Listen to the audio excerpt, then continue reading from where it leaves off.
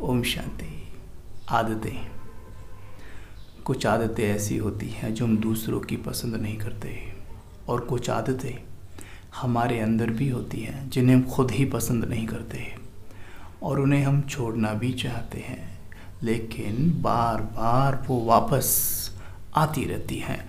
हमें ऐसा लगता है कि हाँ, 2-3 दिन काम किया उसके ऊपर, अभी वो शांत है, छूट गई है, लेकिन फिर से लौट आती है जैसे ही सामने परिस्थिति होती है। तो इस बात को पहले समझना है कि जिस प्रकार आत्मा की ये स्थूल कर्मेंद्रियां हैं, हाथ, पाँव, और ये सभी आत्मा के अंडर ही चलती हैं, आत्मा के द्वारा ही चलित हैं। हाथ अपने आप उठ के यहाँ से वहाँ नहीं जा सकता, और अगर कई बार ऐसा हो जाता है तो हम कहते भी हैं, क्या आप अपने हाथ को भी कंट्रोल नहीं कर सकते?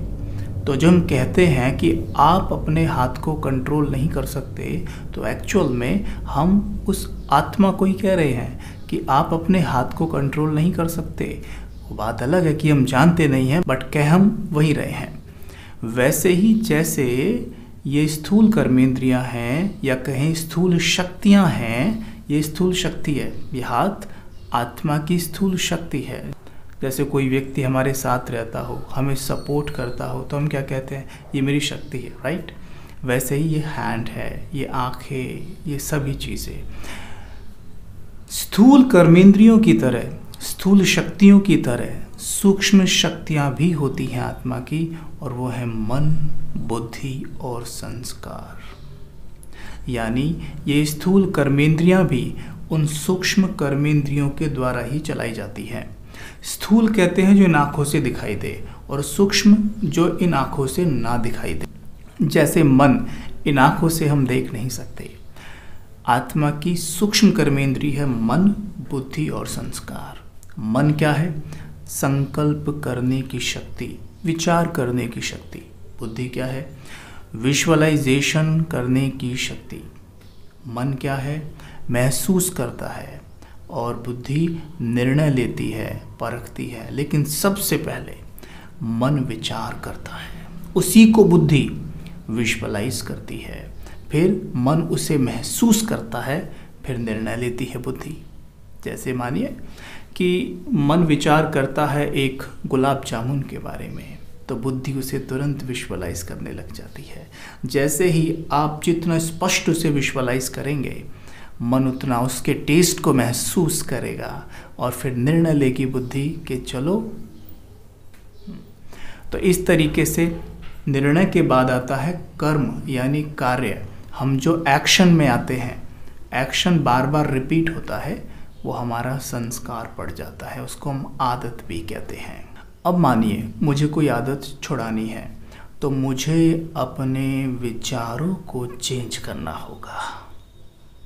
यानी जो बीज है वो है विचार। यहीं से शुरू हुआ था ना, विचार, then visualisation, then feeling, then decision, उसके बाद एक्शन, और फिर संस्कार बन गया। अगर मुझे संस्कार चेंज करना है तो अपने विचार को मुझे चेंज करना होगा, और विचार चेंज होता है सूचना से, यानी कैसी इन्फॉर्मेशन हम पूरे दिन ले रहे हैं, सुनने, पढ़ने और देखने के माध्यम से। हमें विशेष अटेंशन देना है कि पूरे दिन हम क्या सुनते हैं, क्या पढ़ते हैं और क्या देखते हैं। जितना ज़्यादा इन पर अटेंशन होगा, हमारे विचार आपे ही परिवर्तन होने लगेंगे।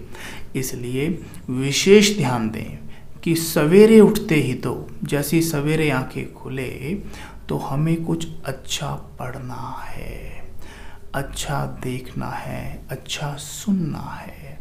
जब हम राजयोग सीखते हैं तो यहाँ पर एक बहुत सुंदर बात होती है, वो है कि सवेरे उठते ही हम परमात्म महावाक्यों की कुछ लाइनें भी अगर पढ़ लेते हैं, तो मन को ऐसा भोजन मिल जाता है कि वो अपने आप ही बहुत पावरफुल, प्योर विचार चलाता रहता है। और विचार चलते ही वैसे ही विजन बनते हैं, और वैसे ही फिर फीलिंग्स होती हैं। तो बहुत ज़रूरी है कि हम अपने मन को सवेरे उठते ही हेल्दी भोजन दें। जैसे हम ये करेंगे, हमारे विचार परिवर्तन होने लग जाएंगे। मानिए कि मुझे बहुत गुस्सा आता है, क्रोध का संस्कार है मेरा, क्रोध की आदत है मुझे, बात बात पे गुस्सा आता है मुझे। और सबसे ज़्यादा परेशान कौन होता है? जो गुस्सा खुद करता है। देख लीजिए, जब हम गुस्सा करते हैं हम खुद ही परेशान हैं उससे, दूसरे तो हैं ही लेकिन हम सबसे ज़्यादा हैं। तो हम उसे छोड़ना भी चाहते हैं लेकिन विधि नहीं पता। तो क्या करें? जैसे मानिए हम परमात्मा महावाक्य स्टडी करते हैं, ठीक है, अगर हमने राजयोग नहीं सीखा है तो हम नहीं करते होंगे, लेकिन अगर हम कुछ ऐसा पढ़ें जिसमें शांति वाली बातें हैं, कुछ ऐसी बातें हैं जो शांति बढ़ाएं ना कि घटाएं, कुछ ऐसा देखें जो शांति बढ़ाएं। जैसे मानो आप कुछ स्पिरिचुअल चीज़ें देखते हैं टीवी पर तो उस वक्त आपका मन शांत होता है, कुछ पढ़ते हैं मन शांत होता है। इसी तरीके से हमें सवेरे उठते ही इन्हें इम्प्लीमेंट करना है। तो सवेरे उठें जब, या तो आप परमात्मा महावाक्य पढ़ें, नहीं पढ़ते हैं तो राजयोग सीख लें। राजयोग जब आप सीख लेंगे तो आप आराम से परमात्मा महावाक्यों को पढ़ते हुए समझ पाएंगे आसानी से, और फिर अपने विचार उस तरह से हम चला पाएंगे। अब जैसे हमने शांति की बात की थी, अब सवेरे उठिए और एक विचार करके देखिए कि मैं आत्मा शांत स्वरूप हूँ, शांति मेरा नेचर है, राइट। अब बुद्धि इसे विजुअलाइज करे, लेकिन हम कहते हैं शांति को कैसे विजुअलाइज किया जाए? तो विचार करिए कि कोई व्यक्ति बहुत शांत हो, जिसे आपने कभी देखा हो, जिसका ऑरा वाकई बहुत पीसफुल हो, जिसे देखकर आपको ये लगा हो कितना शांत रहते हैं ये। बिल्कुल वैसा ही स्वयं को विजुअलाइज करिए सवेरे सवेरे, और मन में दोहराते रहिए कि मैं शांत स्वरूप हूँ, मेरा मन बहुत शांत है। हम अनेक विजन्स बना सकते हैं। जैसे आप देखिए, सागर जब बिल्कुल शांत होता है उसकी लहरें दूर दूर तक जाती रहती हैं, धीमे धीमे जाती रहती हैं। वैसे ही देखेंगे कि मेरे मन से शांति की लहरें धीमे धीमे उठ रही हैं और दूर दूर तक जा रही हैं। मेरा मन बिल्कुल शांत है। बार बार कहते रहें, मेरा मन एकदम शांत है, हे मेरे मन आप शांत हैं।